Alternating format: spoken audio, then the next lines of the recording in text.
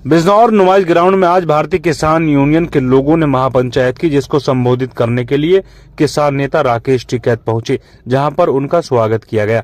जानकारी के मुताबिक बिजनौर के नुमाइश ग्राउंड मैदान में आज पहले से ही प्रस्तावित महापंचायत हुई। भारतीय किसान यूनियन के सैकड़ों लोग ट्रैक्टर लेकर नुमाइश ग्राउंड पहुंचे और महापंचायत में शामिल हुए। साथ ही महापंचायत को संबोधित करने के लिए किसान नेता राकेश टिकैत पहुंचे, जहां पर उन्होंने अपने संबोधन में बिजनौर जिले में गुलदार से जुड़ी समस्या तथा बकाया गन्ना भुगतान जैसी विभिन्न समस्याओं पर चर्चा की। सुनिए आप भी और देखिए क्या कुछ कहा राकेश टिकैत ने।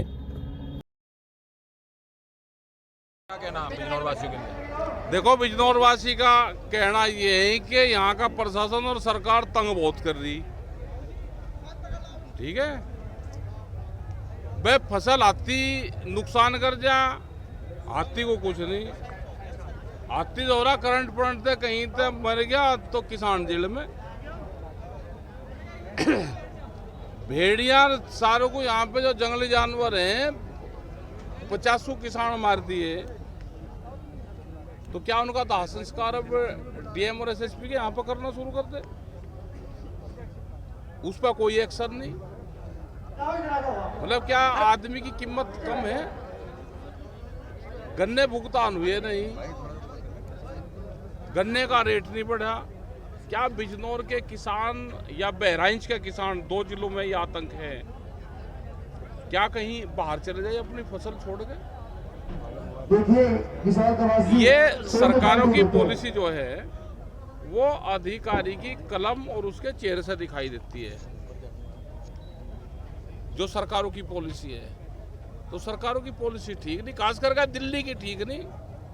वो लखनऊ को भी कुछ नहीं करने दे रही। अगर लखनऊ कुछ करना चाहे तो दिल्ली बैठा डंडेल जी।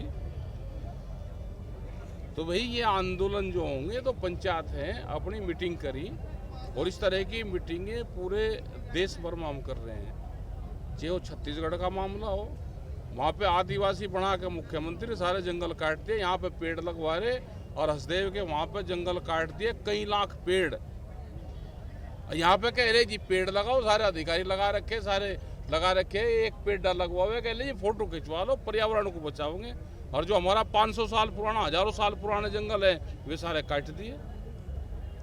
तो भाई सरकार बहुत बेटा भाई, ये व्यापारियों की सरकार है, उद्योगपतियों की।